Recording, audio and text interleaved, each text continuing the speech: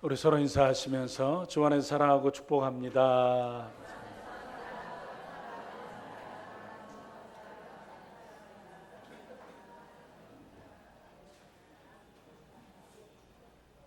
예, 이 찬양을 들으면서 맨 마지막에 한참 들었더니 기억이 납니다. 굳게 서십시오. 다시 한번 축복하면서 인사 나누시기 바랍니다. 시작.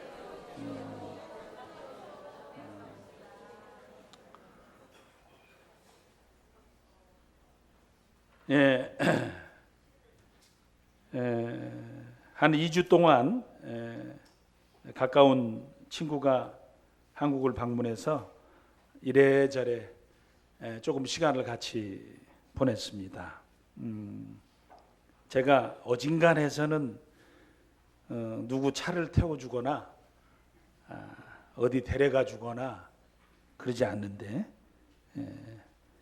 그 친구는 멀리도 데려다 주고 밥도 사주고 그런 좋은 교제의 시간을 나누었습니다.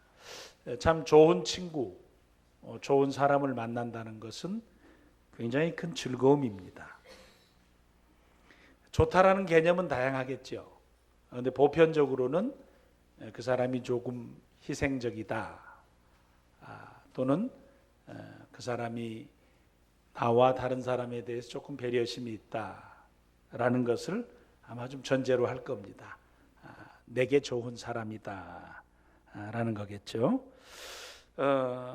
저희들에게는 또 다른 복스러운 모습이 더 하나 있습니다. 좋은 사람에서 그치는 인생이 아니라 좋은 성도로 살게 하셨습니다. 세상에 좋은 사람도 복되지만 좋은 성도로 살 수 있는 기회를 가졌다고 하는 것은 큰 축복이고 즐거움입니다. 지난주 살펴본 갈렙이 참 좋은 성도 중에 한 분입니다. 갈렙의 생애를 쭉 보면 가장 첫 번째 인상 깊게 남는 것 가운데 하나가 꼭 나여야만 한다는 그런 생각을 이겨낸 사람이라고 소개를 했었습니다. 모세를 뒤이어 여호수아가 지도자가 되죠.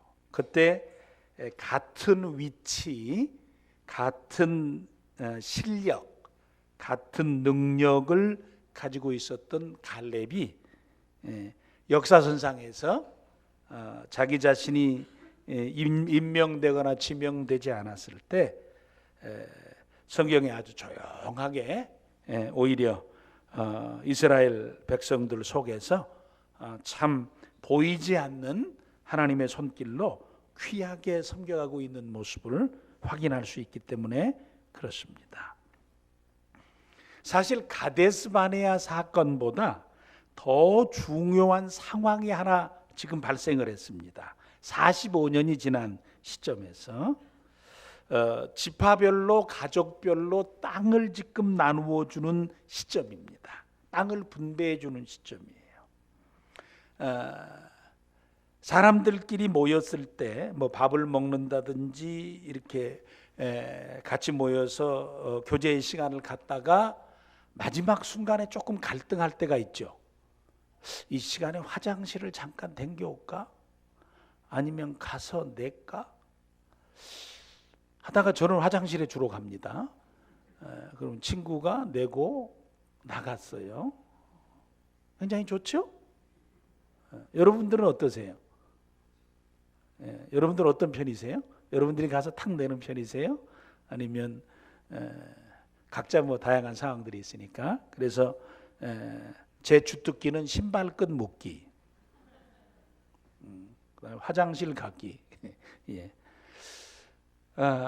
사람이 모여서 다양한 얘기들을 하곤 하지만 결정적인 순간에 어떤 돈 문제나 이익의 문제가 딱 이야기하기 시작하면 상당히 불편해집니다. 이스라엘 백성들 지금 땅 얘기하는 시점이 다가왔어요. 그래서 땅을 분배받고 그리고 가족별로 나누어 받는 시점에 딱 있습니다. 누구나 좋은 땅을, 편안한 땅을 갖고 싶었을 겁니다. 그때에 지금까지 잠잠했던 갈렙이 탁 등장했죠. 갈렙이 탁 등장해서 자기가 45년 전에 모세하고 사이에 있었던 얘기를 하면서 자기에게 우선권이 있다는 거예요. 나한테 우선권이 있는데 그 우선권을 갖고 나는 지금 저 산지 헤브론을 나한테 달라라고 얘기를 합니다. 굉장히 쉬운 일은 아닙니다. 나중에 결론적으로 봤을 때 그렇죠. 헤브론은 다른 사람이 별로 갖고 싶지 않은 땅이었기 때문에 땅이 나쁘다는 것이 아니라 견고한 성이 있었고 사람들이 갖기에 싸우면서 희생해야 될 부분이 많은 곳이었기 때문에 다른 사람이 별로 갖고 싶지 않은 장소였어요. 아무리 좋아도 힘들고 피곤하면 그냥 놓아둘 수 있는 것 아닙니까? 그곳을 달라고 했고 모든 이스라엘 앞에서 우선권을 사용해서 가장 힘든 부분을 선택한 갈렙을 통해서 땅이 나누어지고 분할되는 과정 가운데서 이스라엘 백성들 마음 가운데 다른 생각과 다른 얘기를 할 수 없는 아주 소중한 이 기준을 남겨주는 아주 중요한 역할을 또 역사 가운데 탁 감당해냅니다. 85세가 될 때까지 자신의 신앙이 연약해지지 않았고 교만해지지도 않았고 변함없이 자기를 의지하지 않고 하나님을 신실하게 의지하며 내가 실력이 있는 것이 아니라 하나님이 힘을 주시면 그 땅이 어려워도 차지할 수 있습니다라고 하는 가데스 바네아의 고백이 헤브론을 향하는 고백으로 여전히 유지하면서 자신의 삶을 살고 있었던, 자신의 신앙을 지속적으로 관리하고 변함없이 건강한 모습으로 성장시켜가고 있었던 사람이 갈렙이었습니다. 나이가 들어간다라고 하는 것은 묘한 상황과 다양한 어떤 갈등들이 형성될 수 있어서 자기 스스로가 굉장히 혼란스러울 수 있을 때에 가장 복된 결정과 자세로 하나님 앞과 이스라엘 백성들 앞에서 자신의 신앙 고백과 아울러서 참 좋은 선택을 했던 분이 갈렙이었습니다. 그런데 갈렙의 요청에 대해서 하나님께서 박수를 치십니다. 하나님께서 박수를 막 쳐요. 오늘 본문 13절을 한번 보십시오. 13절에 어떻게 시작하냐면 여호와께서 여호수아에게 명령하신 대로 여호수아가 기럇 아르바 곧 헤브론을 유다 자손 중에서 분깃으로 여분네의 아들 갈렙에게 주었으니, 여기서 여호수아에게 부탁했는데 누가 여호수아에게 주라고 그러시는 거예요? 하나님께서 여호수아에게 그 땅을 주어라. 그러니까 갈렙의 요청에 대해서 누가 환영하고 계신 거예요? 하나님께서 환영하시고 그래 그 땅을 갈렙에게 줘라 라고 말씀하고 계시는 것입니다. 갈렙은 간절하게 구했어요. 자신의 우선권, 자신이 할 수 있는 최대치, 자기가 할 수 있는 모든 능력과 우선권을 다 써서 간절하게 여호수아에게 하나님께 헤브론을 달라고 요청을 합니다. 아주 강력하게 달라고 그러는 거죠. 그런데 의외로 하나님께서 기뻐하시며 허락하시고 응답하셔서 가나안 땅 중에서 하나님께 구하여서, 즉 여호수아에게 구하여서 자기의 원하는 땅을 자기 마음대로 최초로 얻은 인물이 바로 갈렙입니다. 좀 의미가 있지 않습니까? 어차피 다 땅은 나중에 제비 뽑아서 가족 수대로 받을 겁니다. 그런데 독특하게 갈렙은 모든 집밭 사람들과 조금 다르게 직접 여호수아에게, 직접 하나님에게 내가 가질 땅을 구하여서, 그것도 간절하게 구하여서 자기의 모든 권한을, 우선권을, 최대치를 다 사용해서 구하여서 그 땅을 얻었다라는 거예요. 그런데 그 땅을 얻을 때 하나님이 박수 치시고 여호수아가 쾌히 승낙하며 이스라엘 모든 백성들은 그 사실에 대해서 누구도 토를 달지 아니하며 그 땅을 얻을 수 있었다라는 거예요. 무엇 때문에 그랬을까라는 생각을 해보게 됩니다. 무엇 때문에 갈렙의 간구는 그처럼 강력하게 요청되어졌고 그처럼 쾌히 승낙되어졌을까라는 거예요.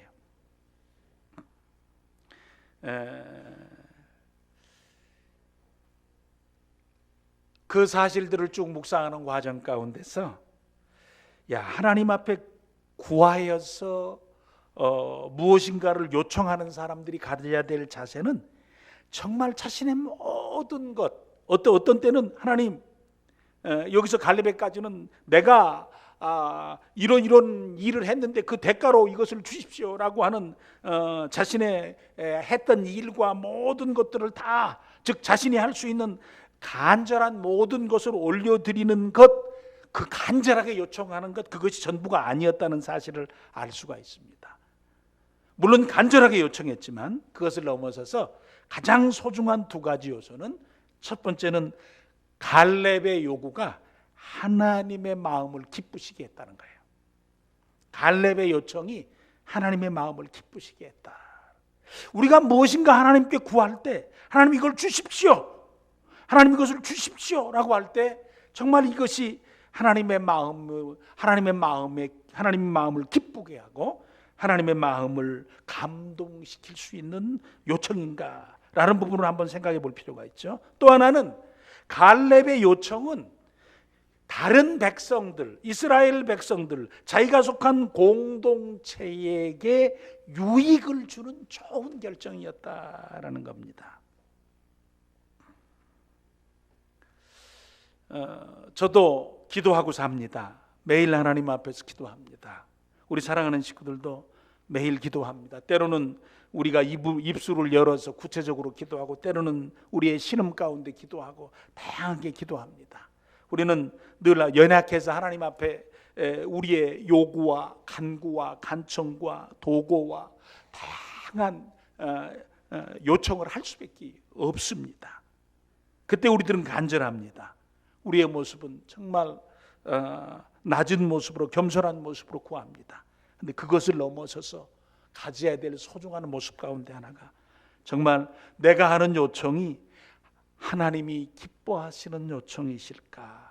내가 무엇인가를 구할 때 정말 하나님이 기뻐 즐거이 주실 만하신가? 라는 것을 생각해 보는 일이 소중하다는 거예요. 또 하나는 이것이 내게 유익이 될 뿐만 아니라 다른 사람에게도 축복이 되는가라는 거예요. 갈렙의 요청이 그렇게 속히 하나님이 기뻐하시고 또 여호수아가 허락하며 모든 백성이 그 허락함에 대해서 참 입을 하나도 누구도 토를 달지 않고 받을 수 있었던 귀한 응답이 되었던 것은 그 귀한 요소들을 만족해 하고 있었기 때문이다라는 겁니다. 요한일서 5장 14절에 보면 기도하는 사람들, 하나님께 구하는 사람들이 가져야 될 소중한 모습에 대해서 이야기합니다. 같이 한번 읽을까요? 시작. 하나님을 향해 우리가 갖는 확신은 이것입니다. 곧 무엇이든지 우리가 그분의 뜻을 따라 구하면 하나님께서 우리가 구하는 것을 들어주신다는 것입니다. 우리가 구하는 것을 들어주십니다. 그런데 거기에 단서를 하나 사도 요한이 달아놨습니다. 그 단서가 뭐였죠? 곧 무엇이든지. 그 다음에 같이 한번 다시 읽습니다. 시작. 우리가 그분의 뜻을 따라 구하면, 그럽니다. 누구의 뜻을 따라? 그분의 뜻을 따라 구하면.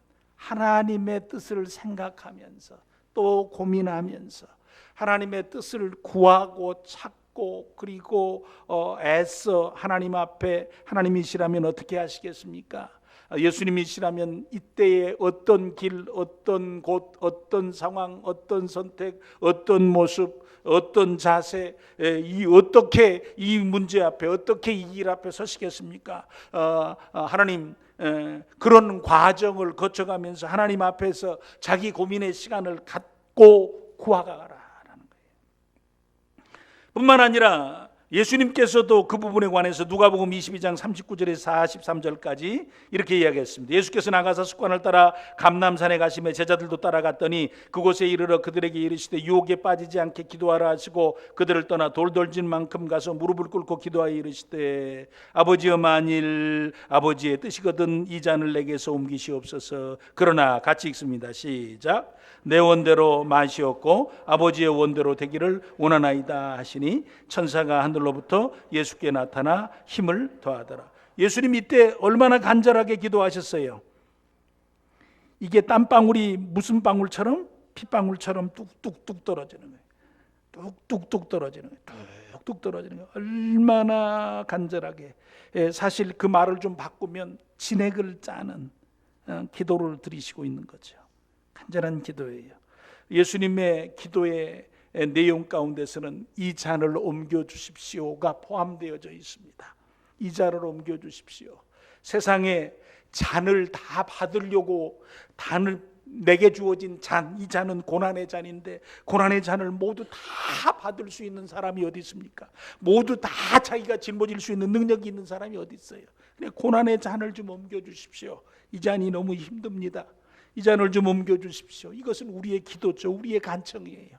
그러나 그것이 땀을 흘리는 진액을 짜는 기도하시는 과정 가운데 맨 마지막에 어떻게 바뀌어져 갔어요? 내 원대로 마시옵고 아버지의 원대로 되기를 원합니다. 결국 누구에게 초점을 맞추고? 하나님께 초점을 맞추고 그 기도를 맞추어 갑니다. 이게 너무 힘들어요. 너무 힘들어서 아버지 옮겨주십시오. 옮겨주십시오. 근데 결국 나는 하나님의 뜻에 따를 수밖에 없습니다 라고 기도하고 있는 모습을 봅니다. 저나 우리 사랑하는 식구들이 이 땅의 삶을 살면서 우리에게 주어진 시간들과 생애들을 살아갑니다. 그리고 우리 속에는 풀어지지 않는 문제, 감당해야 될 문제, 해결해야 될 다양한 문제들을 가지고 살 겁니다. 그때 우리 마음 가운데 하나님 앞에 우리는 때로는 침묵 속에서, 때로는 신음 속에서, 때로는 입을 열어서 기도하고 간구할 텐데 그 과정 가운데서 우리의 중심이 그 방향으로 살았으면 좋겠습니다. 정말 아버지 하나님, 이 일과 이 과정이 하나님이 기뻐하시는 대로 진행되기를 소원합니다. 이것이 나에게만이 아니라 내 가족과 다른 사람과 내가 속한 공동체와 내 삶에도 다 유익이 되기를 소원합니다 라는 소원과 마음이 있어서 어떤 일이든지 선택하고 결정하고 진행하고 살고 나면 내가 좋고 서로 좋고 함께 좋은 복된 삶을 써갈 수 있는 복과 즐거움이 저 우리 사랑하는 식구들의 복이 되기를 간절히 축원해 드립니다. 갈렙은 산지고 강하고 큰 사람들이 살고 있는 기럇 아르바 헤브론을 차지합니다. 여기 14절 말씀해 보니까 갈렙이 직접 나가서 전투를 했습니다. 여기에 어떻게 전투를 했는지에 대해서 자세하게 기록이 되어 있지 않지만 조금만 넘기면 그 전쟁 내용이 기록되어 있습니다. 여호수아서를 조금 지나서 사사기 1장 바로 뒤에 성경 뒤에 나옵니다. 한 대여섯 장만 넘기면 나오는데 사사기 1장을 한번 보십시오. 사사기 1장에 보면 이스라엘 백성들이 가나안 땅에 기업으로 얻은 땅들을 차지하는 내용이 가장 먼저 소개되어져 나옵니다. 그때에 사사기서 1장을 딱 시작하면서 사사기서 1장 1절에서부터 21절까지 유다지파가 기업을 어떻게 차지했느냐라는 문제에 대해서 나옵니다. 이때에 이스라엘 백성들이 모입니다. 하나님 누가 제일 먼저 올라가서 가나안 족속과 싸우면 좋겠습니까? 하고 하나님께 묻습니다. 이스라엘 백성들이 제대로 훈련이 된 거죠. 이제는 내가 가겠다, 네가 가겠다, 네가 가라, 내가 가라 이렇게 이야기하지 않고 하나님 누가 가면 좋겠습니까? 그러니까 2절에 여호와께서 유다가 올라가라 그랬어요. 유다가 딱 올라가서 제일 먼저 싸우라 그랬어요. 뭐 때문에 유다를 먼저 보냈겠습니까? 우리가 역사적으로 보면 유다는 이스라엘 지파 중에 제일 강했습니다. 이스라엘 지파 중에 제일 강했고 그 다음에 갈렙과 같은 위대한 신앙의 선배 광야의 사람이 함께 살고 있었습니다. 그래서 유다 지파 너희가 먼저 올라가라 라고 이야기합니다. 유다 지파가 딱 올라가서 싸우려고 보니까 야 이거 어떻게 싸우지? 어떻게 싸우려고 싸움의 방법을 선택할 때 유다 지파가 한 방법이 사사기 1장 3절에 나옵니다. 하나님께서 가나안 지파를 땅을 나누어 주실 때는 가족 수와 제비뽑기로 나누어 주셨지만 땅을 차지하는 방법에 대해서는 이야기하지 않으셨어요.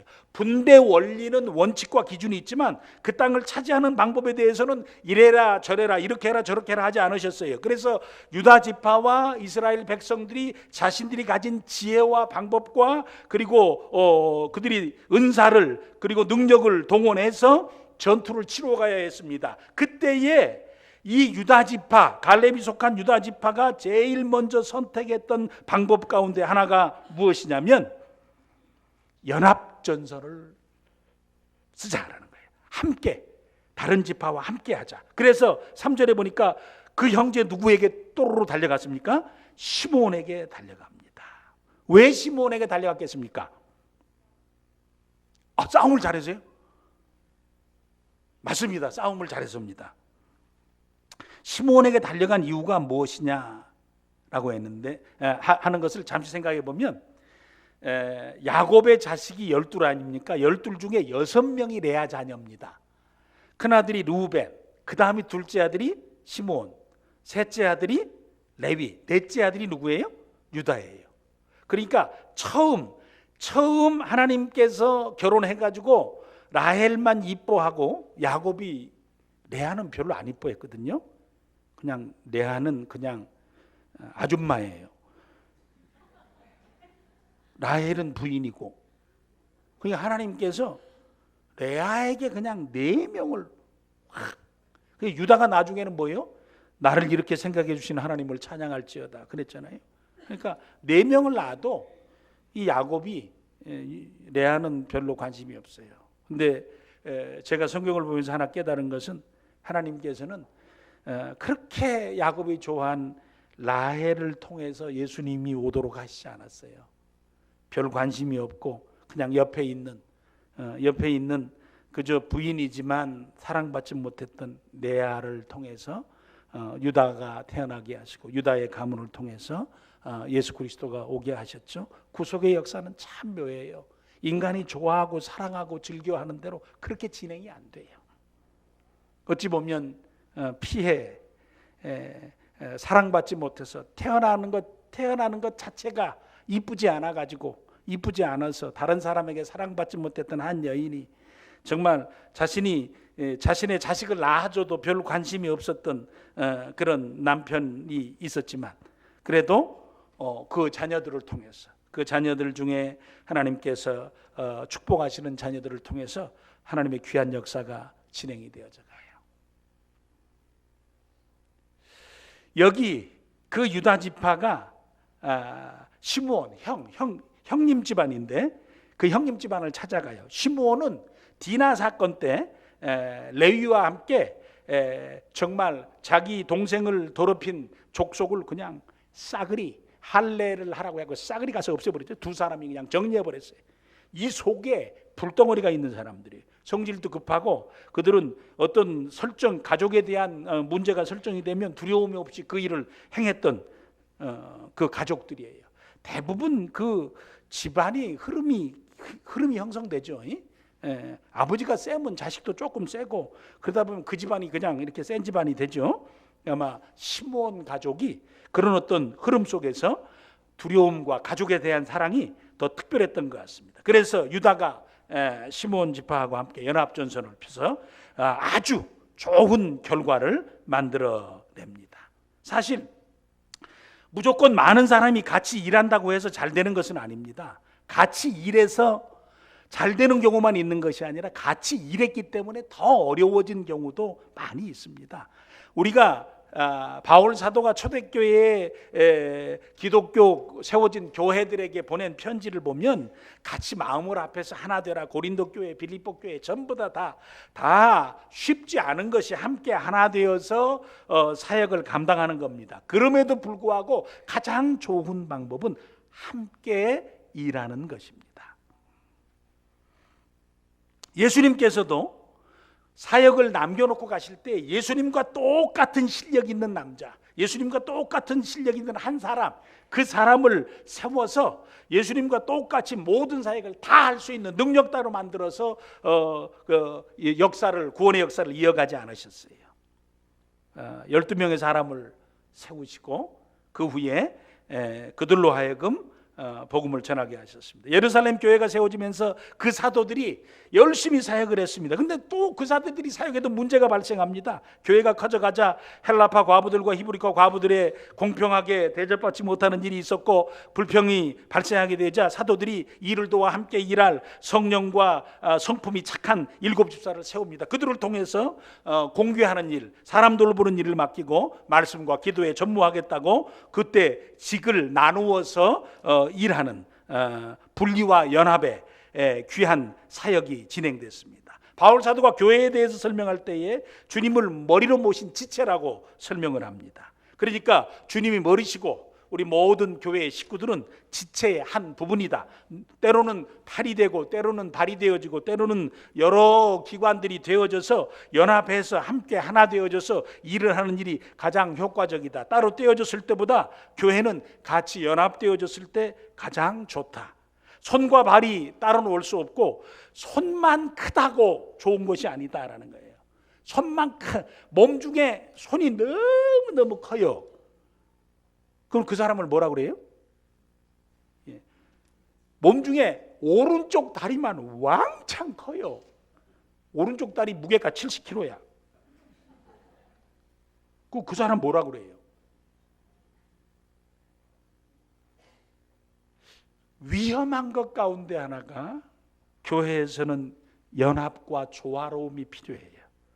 힘의 균형도 필요하고 조화로움도 필요해요. 어디가 어떻게 손이 커졌다, 발이 커졌다, 눈이 커졌다 중요한 게 아니에요. 눈이 커져서 전체에 도움이 되고 발이 커져서 전체에 도움이 되고 손이 커져서 전체에 도움이 되어야 하는 거예요.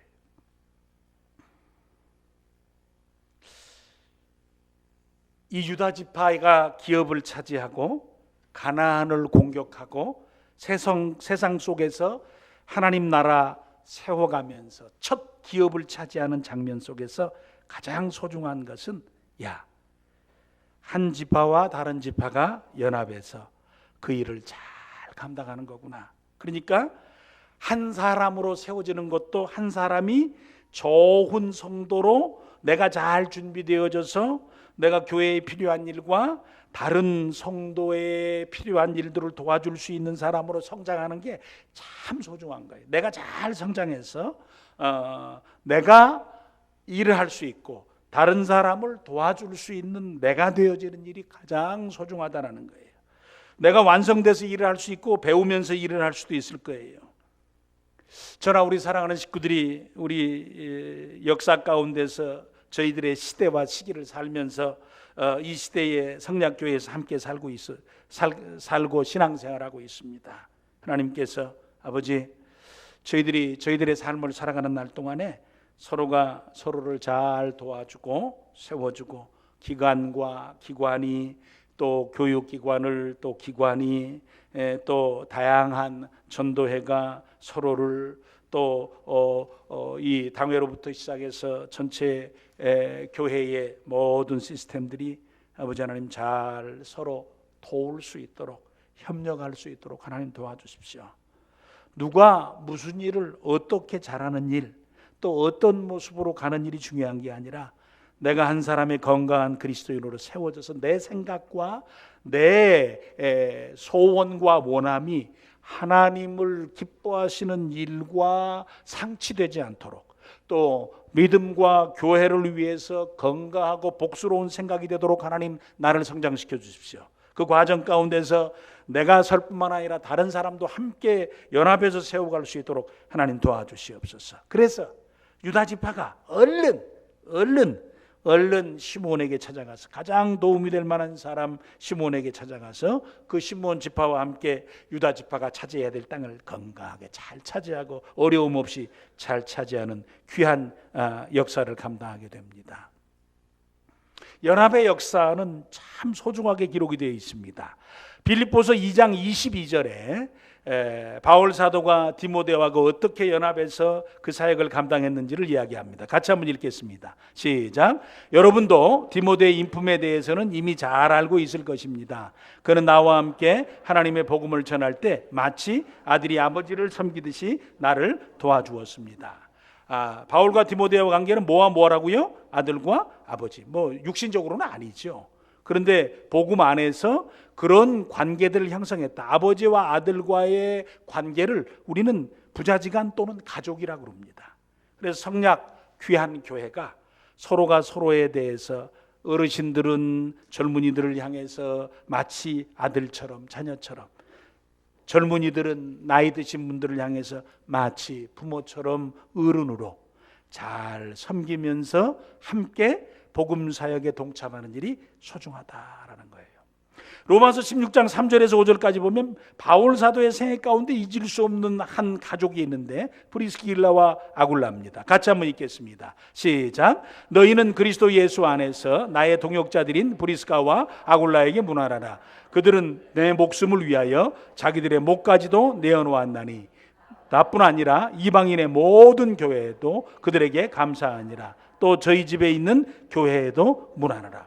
이 브리스가와 아굴라, 이 브리스길라와 아굴라는 자신들의 마음 또는 자신들의 정성, 자신들의 삶까지 복음을 위해서 참 잘 내어드리기로 작정한 그런 마음이 있었다는 거예요. 사람은 다 정한 한계가 있어요. 나는 여기까지 할 거야, 나는 여기까지 할 거야 라고 정해놓은 한계가 있는데 브리스가와 아굴라는 목숨까지도 내어놓겠다라는 거예요.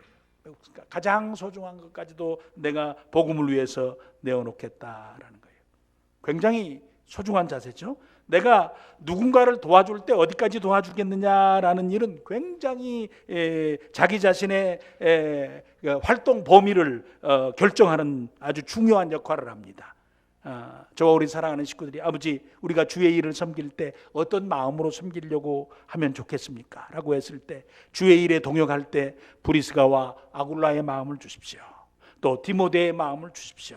우리가 한 가족으로 섬기듯이 한 교회를 섬겨가도록 도와주시고, 또 우리가 주의 일을 섬기면서 주의 일에 동역하면서 아버지 하나님 정성과 마음을 들여서 우리의 평생에 후회함이 없는, 살고 나서 후회스럽지 않은 가장 소중한 일이 나의 모든 정성과 마음과 소원과 뜻과 내 모든 것을 주께 드렸을 때 내가 눈 감을 때에도 후회하지 않고, 내가 뒤돌아보면서 내가 아파하지 않고 안타까워하지 않을 가장 소중한 일 중에 하나인데, 아버지 후회함이 없이 주를 섬겨갈 수 있도록 하나님 나를 붙들어 주시고 성장시켜 주시고 나를 사용해 주시옵소서. 그래서 저와 우리 사랑하는 식구들이 주의 일, 하나님의 일, 복음의 좋은 동역자로 살아가실 수 있기를 간절히 축원해 드립니다.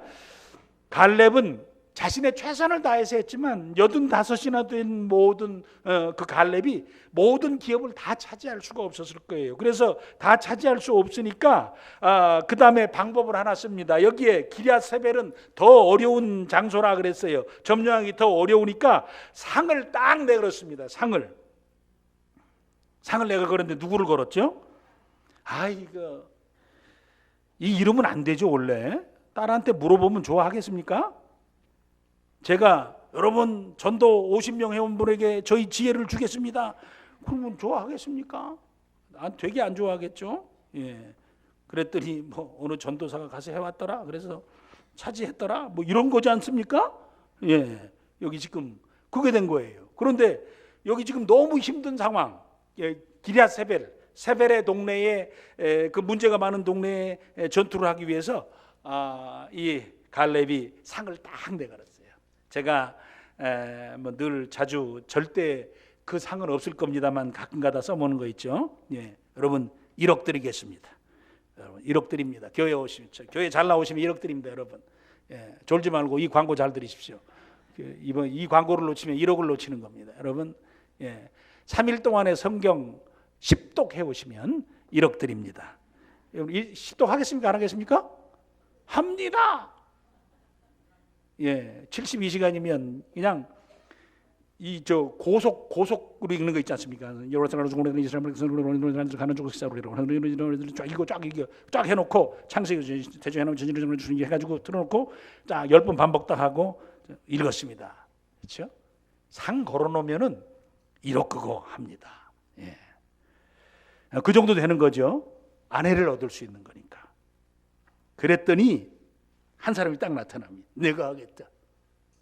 그게 누구예요? 여기 누구라고 기록되어 있습니까? 온니엘입니다. 온니엘. 근데 나중에 보니까 조카의 조카. 예? 갈렙의 조카가, 갈렙의 동생의 아들이, 조카가 내가 이뻐하는데 내 부인 삼아야 되겠다. 그냥 나가서 그냥 목숨을 걸고 가가지고 전쟁을 해가지고 기라세베를 차지하고 여기에 악사를 아내로 딱 얻습니다. 대한예수교 장로회는 특히 우리 성략교회는 상급에 대한 부분에 대해서 이렇게 많이 강조하지 않습니다. 천국에 갔는데 상이 뭐 더 중요하냐? 천국에 간 것이 상이지. 저도 그렇게 생각하고 천국에 가서 참 기쁜데 뭔 또 이렇게 상상하냐? 그러니까 천국에 가서 상의 의미가 뭘까라고 이렇게 다양하게 생각하면서 정말 그리스도인으로서 진정한 상이 뭐냐? 그런 의미들을 막 저희들이 따지곤 합니다. 그러나 성경에 상급에 대한 얘기가 있습니다. 바울 사도도 상급에 관한 얘기를 합니다. 디모데후서 4장 6절입니다.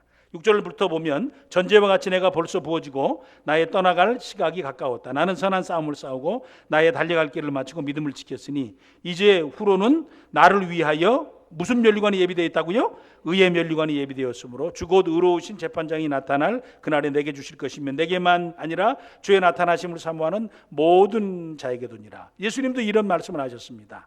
바울은 의의 면류관이 있고 성경에는 생명의 면류관, 영광의 면류관 다 우리에게 있는 것을 저희들이 기억하죠. 다양한 면류관이 있습니다. 예수님께서도 마태복음 10장 40절에서 42절에 이렇게 하셨어요. 같이 읽을까요? 시작. 너희를 영접하는 사람은 나를 영접하는 것이고 나를 영접하는 사람은 나 보내신 분을 영접하는 것이다. 누구든지 예언자를 예언자로 여겨 영접하는 사람은 예언자의 상을 받을 것이고 누구든지 의인을 의인으로 여겨 영접하는 사람은 의인의 상을 받을 것이다. 내가 진실로 너희에게 말한다. 누구든지 내 제자라는 이유로 이 작은 사람들 중 하나에게 냉수 한 그릇이더라도 주는 사람은 반드시 그 상을 놓치지 않을 것이다. 아멘. 누가 말씀하셨어요? 예수님이. 뭐에 대해서 말씀하셨어요? 상에 대해서 말씀하셨어요. 저도 상 너 받아라 그랬어요. 상 너 받아라. 그런데 졸업식에 가가지고 감기 들려가지고 하루 못 가가지고 개근상을 놓쳤을 때 나중에 무슨 생각이라도 드냐면 개근상이라도 받을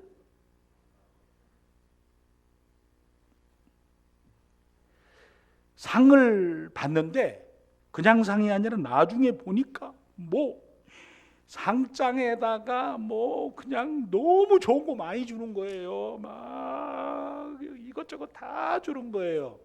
그러면은 나도 저럴 줄 알았으면 조금만 더 해갖고 상 받을 걸. 그런 생각이 조금 들더라고. 상이 그래요. 상은요, 하기 싫은 사람들한테 상은 저거 뭐 그래요. 그런데 나중에 상을 쫓아가는 사람은 자신의 삶 가운데서 이루는 것과 가진 것이 많은 사람이 돼요. 저도 자식을 길러보니까 상을 막 죽자 사자 쫓아가는 자식이 있고 상 그러면 너무 나 닮은 자식이 있어요. 그런데 상을 열심히 쫓아가는 자식은 뭔가를 해내요. 그런데 저 닮은 자식은 편안하게 살고 말아요. 그래서 그런 생각이 조금 들기 시작합니다. 아버지, 상이 참 좋은 겁니다. 하나님이 상 주신다고 한 상은 절대로 시지하지 않을 겁니다. 왜냐하면 로마서 8장 18절 한번 같이 보세요. 로마서 8장 시작. 생각하건대 현재의 고난은 장차 우리에게 나타날 영광과 뭐 할 수 없다고요? 비교가 안 되네. 비교가. 그러니까 고생해도 하나님이 주실 영광스러움과 하나님이 주실 상급은 내가 받도록 자격을 갖추고 애쓰고 수고하는 일이 소중하다. 왜냐하면 너무너무 좋기 때문에, 비교할 수 없게 좋기 때문에, 장차 천국 가서도 그 상이 너무너무 좋을 것이다 라는 것이에요. 그 좋은 상태에 대해서는 저희들이 완벽하게 몰라요. 그래서 그런 생각을 해봅니다. 하나님, 천국을 갔다 온 바울 사도가 우리에게 이야기합니다. 그 바울 사도가 고생하면서 이야기합니다.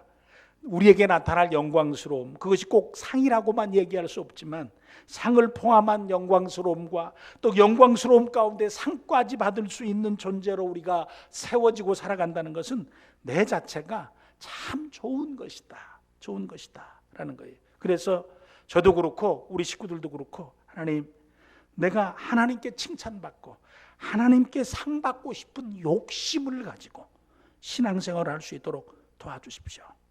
내가 하나님께 칭찬과 상 받고 싶은 사람으로 살도록 하나님 내 마음을 북돋워 도와주시고, 내가 아버지 어떻게 하면 하나님, 내가 하나님께 칭찬받을 수 있겠습니까? 내가 어떻게 하면 하나님이 내게 상 주실 수 있겠습니까?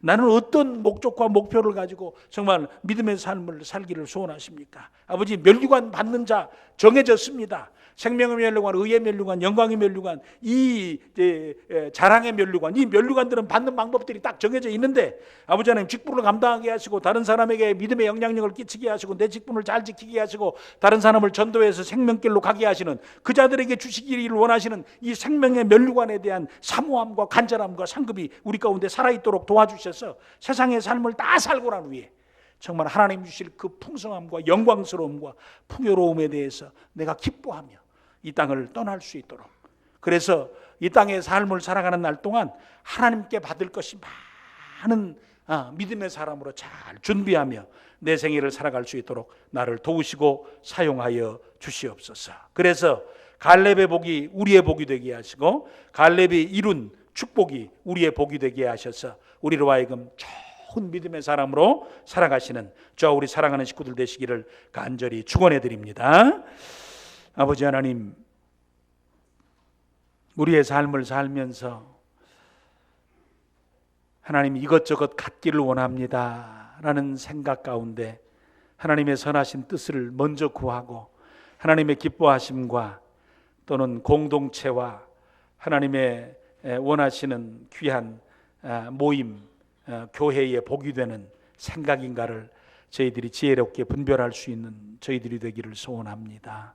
또 이 땅의 삶을 살아가는 과정 가운데 가장 소중한 일의 모습 가운데 하나가 내게 주신 일, 신앙의 삶을 함께 하나 되어서 연합해서 잘 감당해가는 일인데, 내가 미성숙해서 연합하는 일에 어려움이 생기지 않도록 도와주시고 다른 사람의 미성숙함과 연약함을 잘 받아주면서 함께